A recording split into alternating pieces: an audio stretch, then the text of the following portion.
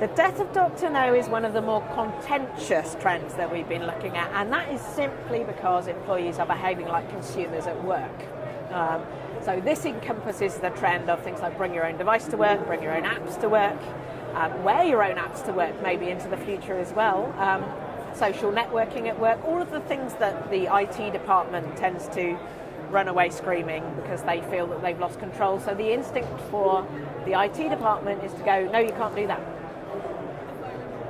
Human instinct, however, maybe goes contrary to that, because generally as employees, if we see something that will help us to become more productive, that helps us to get to our goals, we'll use it. We don't think about things like security.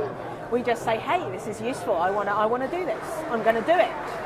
Now the danger is if the IT department says no, we do it anyway. So the death of Dr. No is really saying no probably isn't an option into the future, particularly when you get to wear your own device, you know. How do you turn that off? So the answer is to say yes, but bound that yes, and think very carefully around how do I make this secure? How do I retain control? Because the danger of saying no and then people doing it anyway is the ultimate nightmare from the IT department's perspective. They have lost control. Saying yes is a much safer answer. Put security in. I keep saying don't worry too much about the device. I don't want an 18-digit password on my device.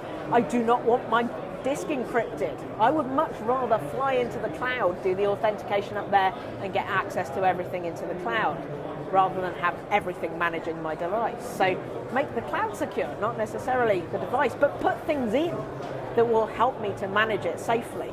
And that includes things like IT principles, but also HR needs to be very involved with this. In fact, we are detecting a trend, particularly around bring your own device, bring your own app, that HR are actually leading this trend because they're seeing it. Firstly, we've got a generation coming in that are finding great apps. They're bringing them into work.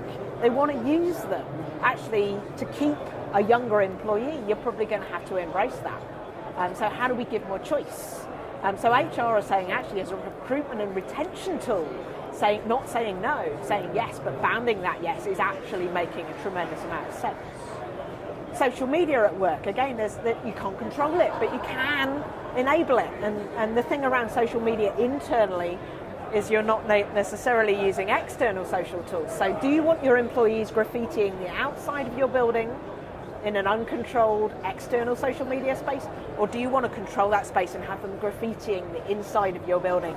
But in doing that graffiti, actually telling you stuff that employees are finding difficult, allowing them to get stuff off their chests. Getting, again, for leaders, how do you listen to that kind of stuff?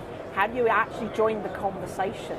How do you actually start to do stuff that employees are finding difficult, removing barriers, using social really as a temperature gauge for the internal employee, rather than kind of unleashing them in the wild west of external social networking. So rather than saying no, say yes. Provide people with the tools, educate them how to use them, listen, and make it secure. Do retain some